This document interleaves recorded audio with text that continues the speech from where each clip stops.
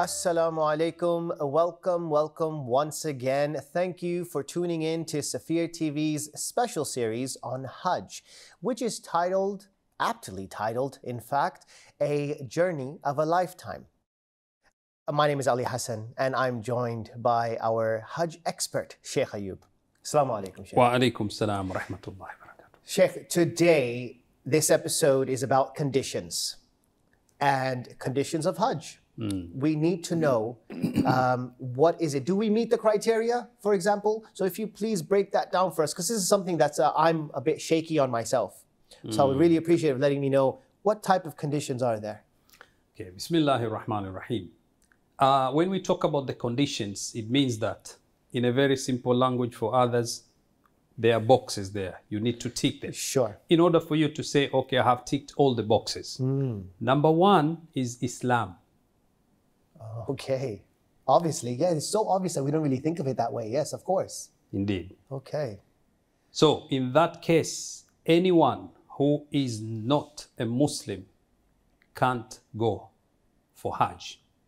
And if it happens, someone goes there and then he becomes Muslim later, it means that that Hajj which he performed before acceptance of Islam did not count. Indeed. Makes sense. Number two, he has to be sane. Okay, of course, yes. Insane person, even if the family members say, let us take this particular individual for Hajj, if he or she performs that Hajj, well, it will be accepted, but if he becomes insane, Sure. he becomes sane, Sure. he will have to perform again. Okay, at that time, if the person who was insane becomes sane, has to redo the Hajj? Yes. Okay. But it depends where. If he goes to Makkah before the beginning of the Hajj and he starts the Hajj with other people, he is sane, it will be accepted. So the things which he didn't do before that, for example, Umrah, mini Hajj, he will have to do it again. Sure. Number three, bulugh. What we talk about bulugh means puberty. Puberty, yes. Maturity. Sure. So when we talk about puberty, maturity, it is according to Islamic definition. And it is here, how do we know someone has become matured, Islamically speaking? We talk about boys and girls. Sure.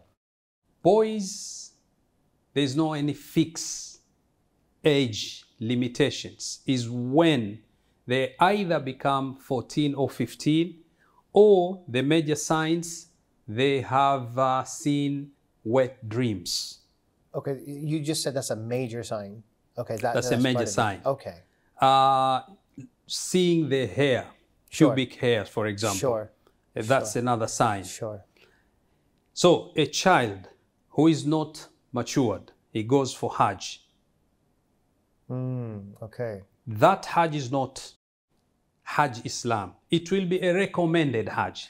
Would it even be called Hajj? Like, because that person is not liable yet. Indeed. It's not accountable. That's really strange. It's just recommended. Sure. So we call it recommended. So Okay. once the child becomes matured, that Hajj which he did before he was matured will not count it as Hajj Islam. Meaning what?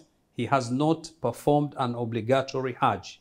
Okay. So once he becomes matured, he becomes an adult, he has to go again for Hajj. And that's the one that's going to count. And this is very important because why? Some parents, they take their children for Hajj. I'm sure you have seen some clips of children go, Sure. Labbaik, Allahumma labbaik, they do Hajj. It's so good. You look at them, you enjoy seeing the children performing Hajj.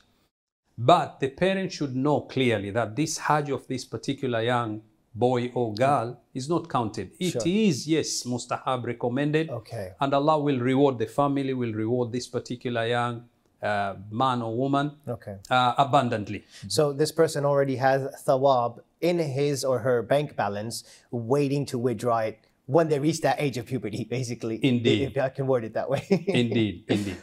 Another condition which is very important is ability. Now, when we talk about ability here, we may talk about, are you able to go for Hajj? meaning physical. Sure. Your health is good. Right. Can you go? Yes. There are many people, for example, who are financially able, Right. but they are disabled, physical. So those ones cannot, if they can't go for Hajj, Hajj is not wajib upon them. It's not obligatory upon them. So using that particular point of yours in the context of today, this day and age, literally now what's happening with the pandemic. So what if you go, and I don't know if this actually happens, I'm just asking because obviously you have a lot of expertise in this. So a person goes, he's ready, and they get off the airport. I'm sure they're going to be checking their fever, their temperature and everything. Not fever, but temperature, and all these other symptoms of corona. Would they say, sorry, you're not allowed to come in? Would that kind of nullify that entire trip and they would pretty much have to go back? Yes. Was that what would happen? Indeed, that Hajj is not counted as Hajj which has been performed. Right. And for him to come back or for him to be returned, for she to be returned, then she has to wait until when she or he is physical, fit, health-wise, then he can go. Okay, so it's not like held against them in any way, shape, or form. It just counts as your ability to go was affected, Indeed. and therefore you were not able to go, which is fine. Ability, I think, is actually one of those scenarios or situations where you need to really go deep into and understand, because there's all sorts of abilities out there. But before we get to that, though, I actually had a question spring to mind, and I don't want to forget it. And this was to do with your first point or your first condition, which is you have to be on the path of Islam. This may be a random question, but what if someone, a film crew, for example, and obviously we have people from various faiths in a crew, in a company that go there. Is there any restriction during the Hajj period to prevent non-Muslims from coming from any reasons? Like, would you say, guys, this is now, these rituals need to be performed by Muslims only, therefore for this particular time, you're not allowed in? Is that true? Is that not true? What do you think about that? Yeah, indeed, there is a discussion according to the Holy Quran and according to many traditions from the Holy Prophet sallallahu alaihi wasallam, that the area of Makkah, now let me use the word haram. Haram means a sanctuary. So the area, the masjid this masjid is known, this area of Masjid al-Kaaba, Maqam Ibrahim, Hijr Ismail, Safa Marwa, where the Zamzam is, all this is known as Masjidul Haram. Okay. So the holy mosque. The holy mosque. There is another haram outside the city of Makkah, which is the border before you enter Makkah. So that is known as haram also. Any non-Muslim is not allowed to enter into the border which will make you to enter Makkah. Okay. So when we talk about Islam, we have to keep that in mind. Right. So no film crew, no any person is allowed to go to this particular area because this is specifically for Muslims. Wow. Okay. So for example, in a practical understanding, there are many people who work in this particular area, the country where Hajj is done, they work there. But when it comes to the season of Hajj, when people go to perform Hajj, they are not allowed to enter. Interesting. Because this is according to the Holy Quran and the hadith of the Holy Prophet Muhammad. Sallallahu alaihi wasallam. Sorry, you mentioned 3 variations of the word haram. You said haram. Sorry, my pronunciation is not that great. And then haram. So Masjid al-Haram. Yes. And haram. Yeah. It's so hard. I'll be honest with you, I'm confused. Okay.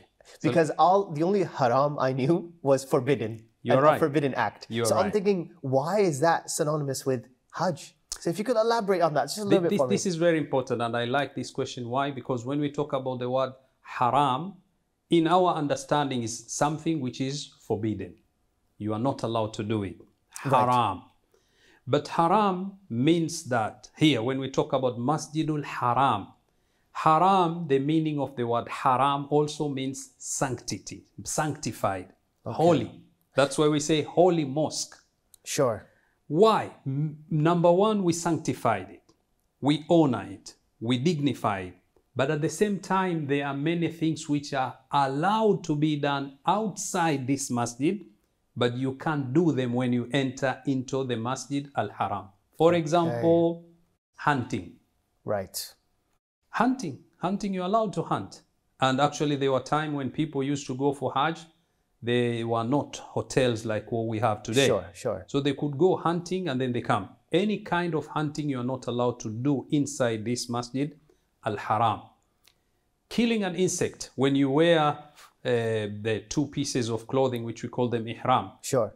Ihram. Ihram. So there is word haram within it. Once you wear them, there are 21 things which you cannot do, which we'll come and discuss about them, inshallah. Sure, thank you. So the haram, is pronounced the same, but they mean two opposites, basically, exact opposite. Okay, I'm with you so far, that's fine. Yeah, indeed. So now we come to the haram al-Makki. Okay. So this is the area where it is sanctified. You cannot enter without wearing ihram. Okay. Once you reach to that border, you have to change your clothing, wear it, whether you are a driver, you are whatever you are going to do. Sure. Because this is now a holy place.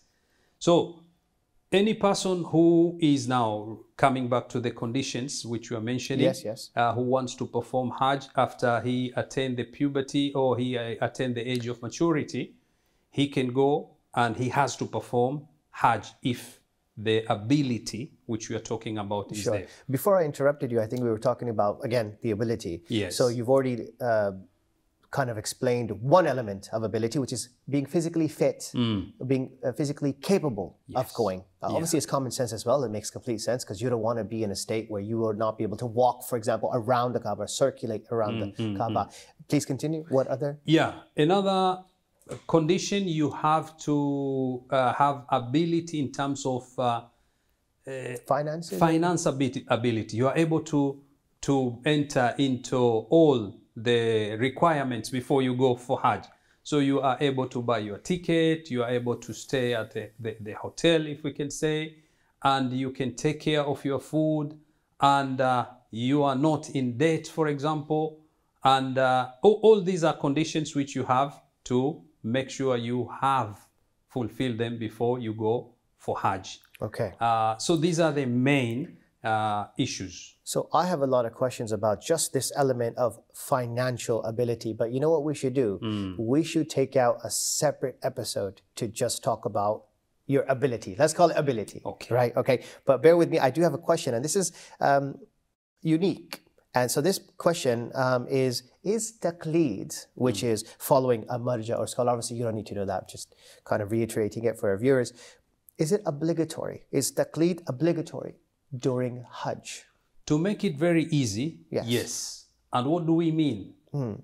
Any person who goes to perform Hajj, if you have fulfilled all the conditions, but then you don't know or you don't follow a marja taqlid, you don't follow an expert, a jurist in terms of Islamic jurisprudence, there is an issue there. Because there are many issues may happen while you are doing Hajj. So you don't know, oh, here, what is my position? Am I an expert to know what does the Holy Quran say, a hadith of the Holy Prophet sallallahu alaihi wasallam? So in that regard, yes, you need to do taqleed. You need to follow, to emulate a scholar who is an expert for him to say, if you by chance you do this particular mistake, the penalty is A, B, C, D, E.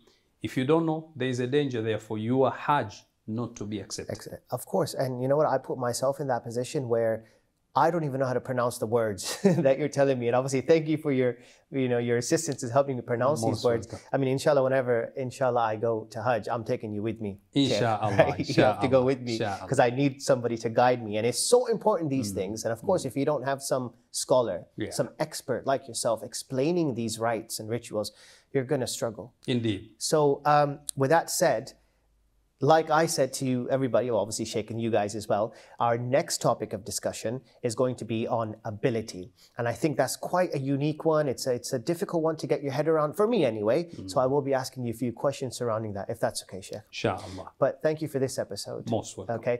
Guys, stick around for the next episode for Safir TV's special series on Hajj. And I look forward to seeing you there. Thank you. Take care of yourself. Assalamu alaikum.